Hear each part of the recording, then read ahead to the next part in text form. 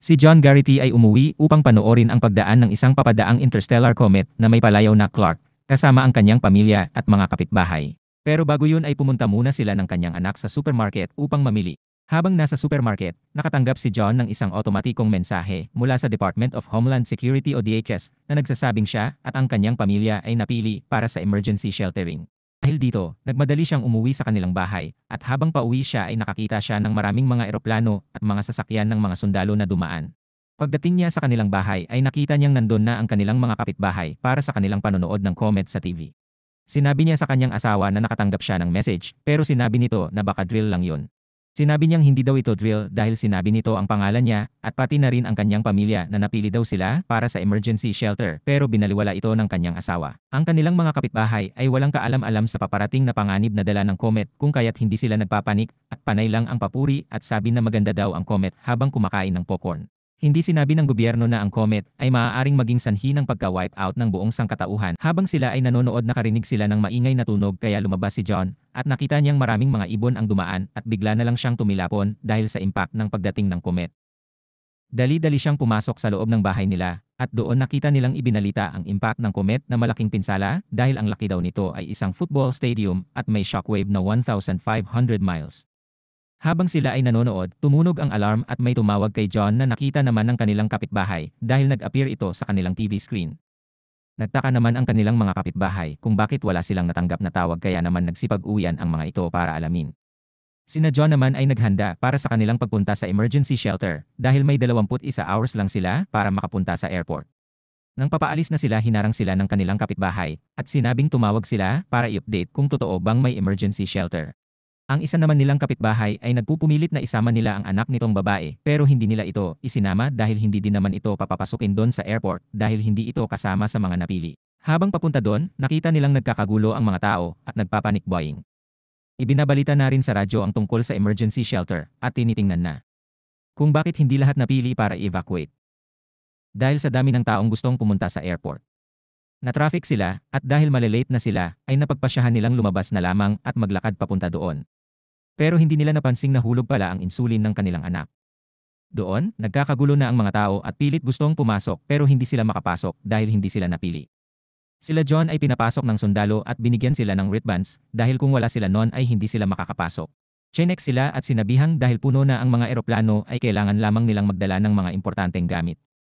Sa kanilang pagsort ng kanilang gamit, nalaman nilang hindi nila nadala ang insulin ng anak kung kaya't nakisuyo si John sa sundalo upang lumabas at kunin ito sa kanilang kotse.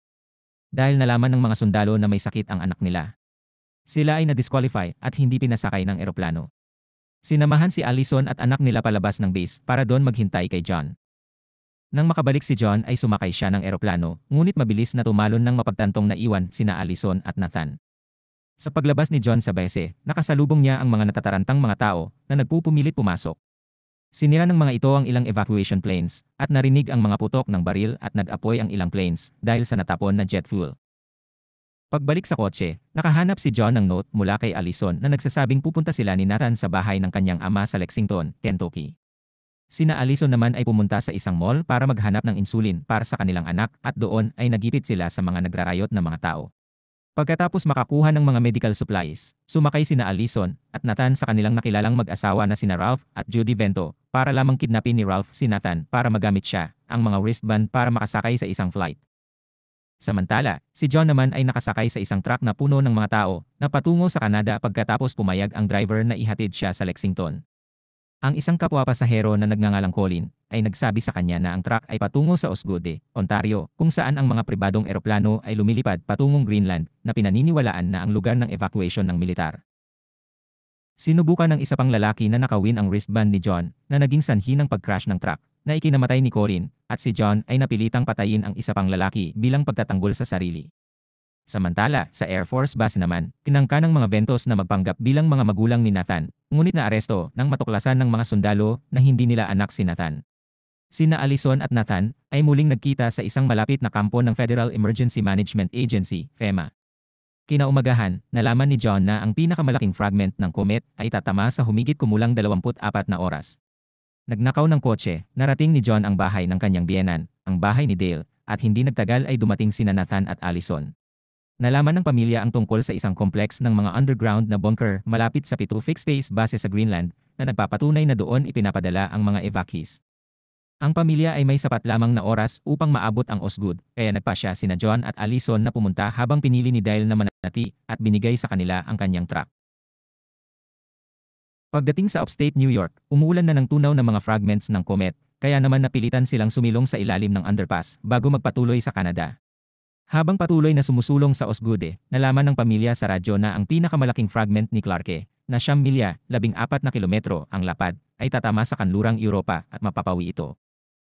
Dumating ang pamilya sa paliparan ng Osgood at nakasakay sa huling paglipad palabas ng gabing iyon. Sa pag-abot nila sa Greenland, isang comet fragment ang tumama sa baybayin na naglalabas ng shockwave na tumama sa eroplano at nagdulot nito sa pag-crash land. Ang mga Garrity at ang iba pang mga pasahero ay bumaba sa truck ng militar at pumasok sa bunker complex nang ang pinakamalaking fragment ay pumasok sa atmosphere at tumama sa Earth na nagwasak ng sibilisasyon. Pagkalipas ng 9 na buwan, nagawa ng bunker na makipag-ugnayan sa radyo sa iba pang mga nakaligtas sa buong mundo.